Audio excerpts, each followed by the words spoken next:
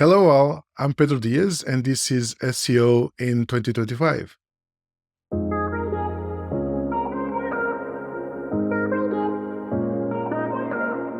Pedro, what's your number one SEO tip for 2025?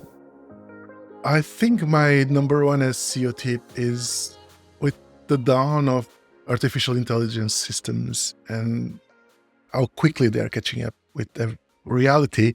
I think with the SEO, it will come with great emphasis on where the role that AI will play in whomever produces content for the web and whomever does SEO work around, improving websites and how much it can be disrupted by AI. Okay, reality. That's a word that means different things to different people, I guess. But when you talk about AI having a bigger role, what do you mean exactly? Well, I mean, when you hire someone, if someone is a newbie at anything that they want to do, they will start at a lower level and they will become more and more efficient and more valuable with time, right? Like someone who starts with a junior position, progress to senior and to someone. The same is happening with AI. So AI started within a junior position where their corpus of data is limited, their ability to parse strings and consider context was limited. And as we progress and it becomes better, it becomes more efficient. It becomes better at what it does. And this means that it can do more complex tasks and work than it did before. So it's competing directly with some professionals in areas that can be easily disrupted. And I would say like areas where like content production, graphic design, music production, all areas, except areas where, for now, except areas where like a human intervention is needed, like a mechanic, a doctor. These are not yet probably like on the borderline of being disrupted, but I'm not sure that they won't. So it'd be easy to get lost in the conversation of the future of work, really. But maybe we can talk about the future of SEO work. How do you see that evolving? Well, I think we need SEO work. The future of SEO work will become more and more open to professionals that have deep knowledge in areas that are not as widely explored, like content production or, I think everything that is a bit more tied to product, technical and strategy is a bit more tangible and it has a bit more complexities and it depends attached to it than content production or photography or these areas that just require like being creative and generating something out of it.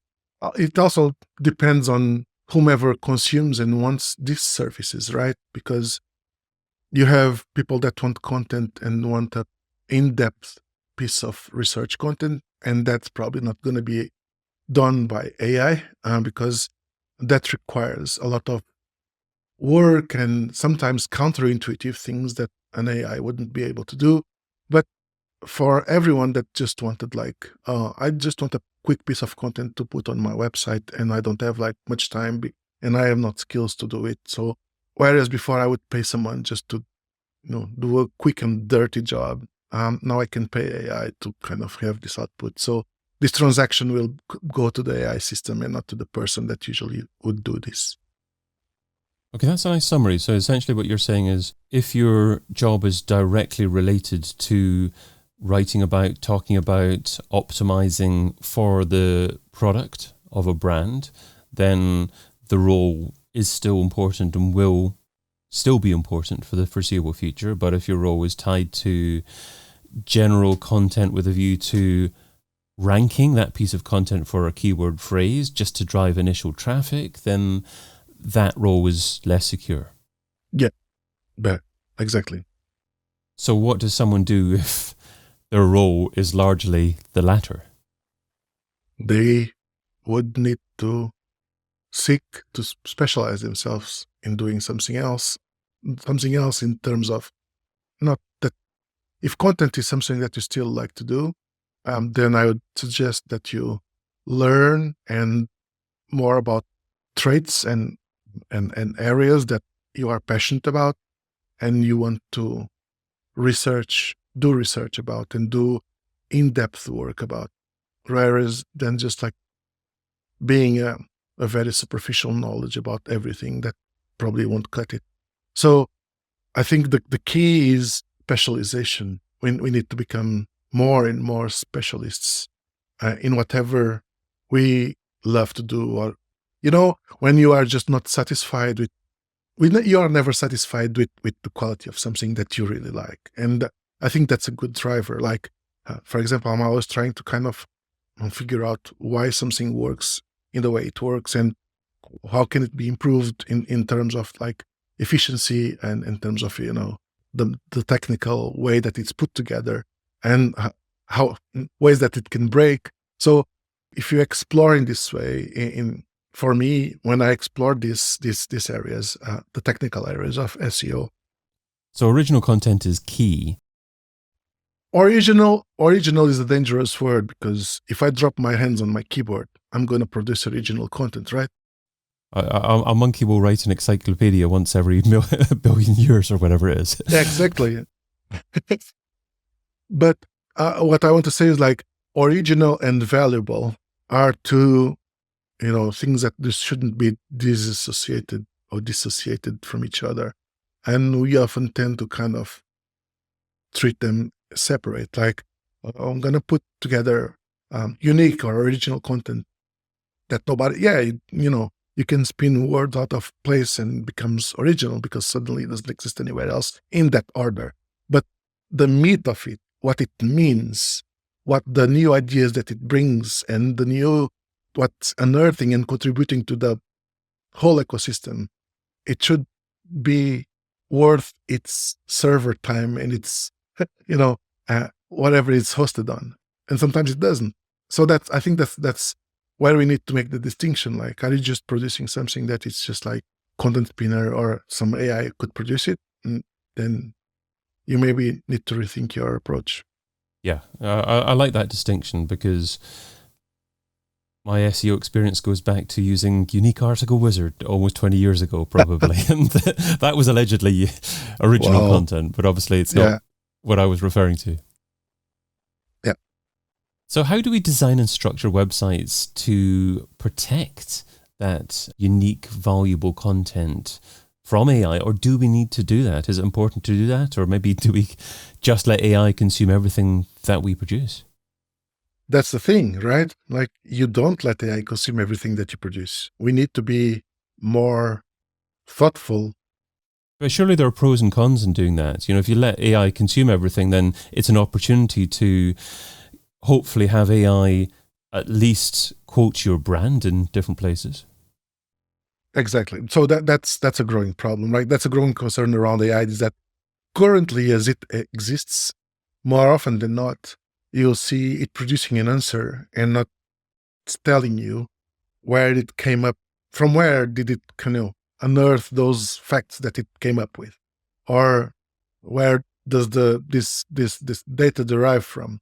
You can't go back to the source.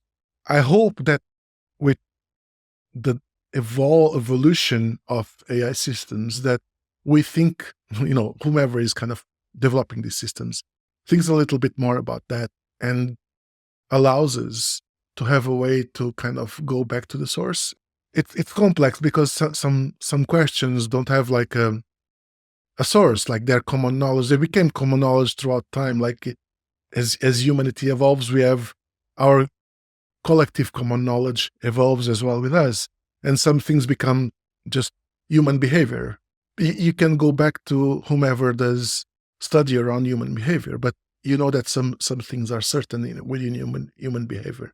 So that said, is like, we need to be more conscious about how we put content on the web and what we put on the web, because once it goes into the AI ecosystem, it dilutes itself in there. So it's like, you can't just go there and remove that piece of content that is yours, because now it became part of the whole knowledge of the AI network. It's no longer just that piece of content that was yours. It now has its own ramifications, and it became something else that doesn't depend on anymore on what you initially put there. So yeah, with that said, like I think we need to be more aware of the content that we want to give away for free, how we want to compete within the industries that where the main key difference is always like putting pieces of content to upstage someone else that put a better piece of content, and we are compete. It's like I find this a bit like sometimes might be a race to the bottom in terms of, if you are putting out everything that you have out of value, then once you run out of value to put out, what else is left? You can argue, oh, I can keep doing research. If you can do that, good for you. Some other businesses might not be able to catch up with. That might be a good strategy. So a twofold question. How do you differentiate between the piece of content that you want to distribute and make available to anything and everything and the piece of content that you want to protect? And also, if you decide that you want to protect a piece of content from AI, is it easy enough to do that? So how we decide depends. I think it ties directly to how valuable it's to your business. If it's something that you invented, if it's something that you discovered, do you want to immediately make it available for free? Or you want to kind of, just draft out pills of content, or put out hints around, or promote this kind of knowledge in a way that you don't give it straight away for free, and you invite people to want to know more. And if they want to know more, then they will have to hire you or hire your services. So I think the distinction, it can be very blurred, like the distinction between what you want to put out and what you should put out. You need to think like, if I put this out, am I going to be a disadvantage? Because then my competitors are going to have the same kind of knowledge that I have, and I'm not going to be, the forefront of what I do. This is a very simplistic way of kind of putting things out, right? But I guess it's just down to strategic planning and understanding your business model and knowing what content fits into the initial discovery part of what you want to do. But now, I mean, I feel that everyone is the SEO community has always been driven by sharing knowledge and kind of between themselves and on social and on forums. This is okay because this is okay between the SEO community because everyone, we grew like that. But now we have a different player that just came in and they've picked the ball up and they've run with it. And we've always said, no, you've got to kick the ball. No.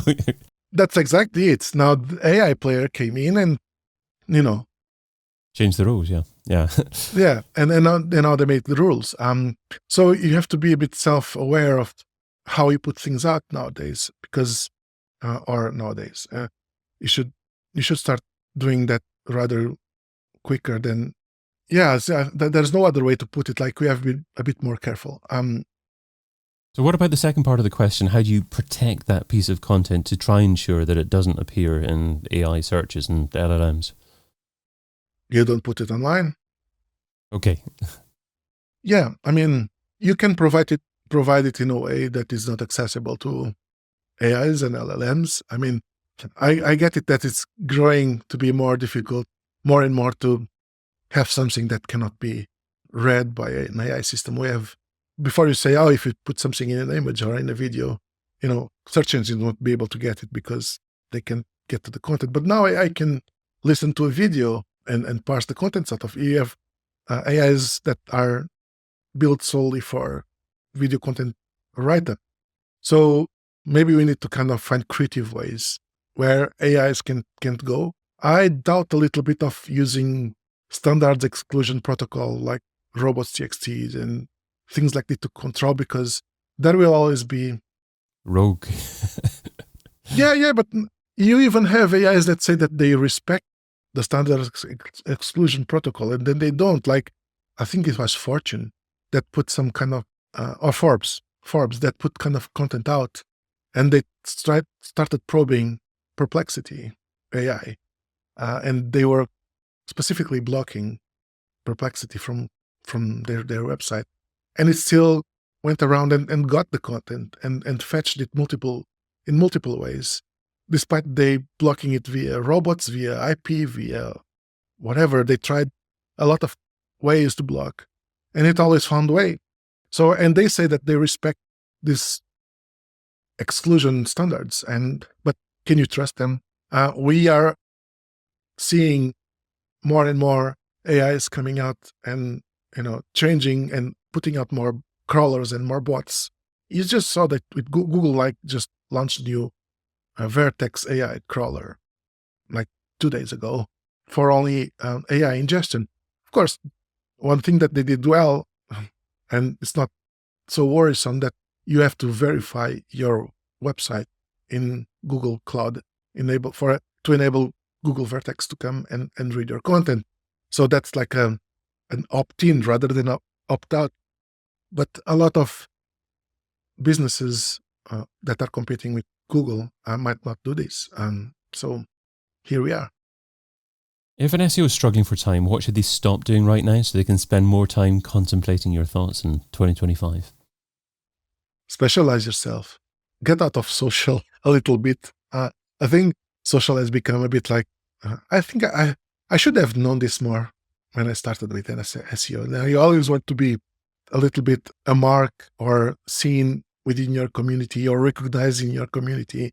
And a lot of folks mistake this social visibility with true SEO knowledge, kind of being at the forefront of SEO in knowledge. And sometimes it's not. So I know a lot of folks that are not visible in SEO. And I've learned from these folks a lot. Some of them blew my mind with things that we do. So I would say, like, don't get distracted with social. Stop being afraid of like not surfing the latest wave of updates or AI systems. Keep exploring the AIs, but overall, think about specializing yourself and knowing something really in depth in a way that you will become the person that people will think to go to when they think about a certain topic or area or, ways to build something. Pedro Dias is a technical SEO consultant, and you can find him over at visibly.com. Pedro, thanks so much for being part of SEO in 2025. Thank you very much, Dave. I've been your host, David Bain. Get your copy of SEO in 2025, the book, over at SEOin2025.com.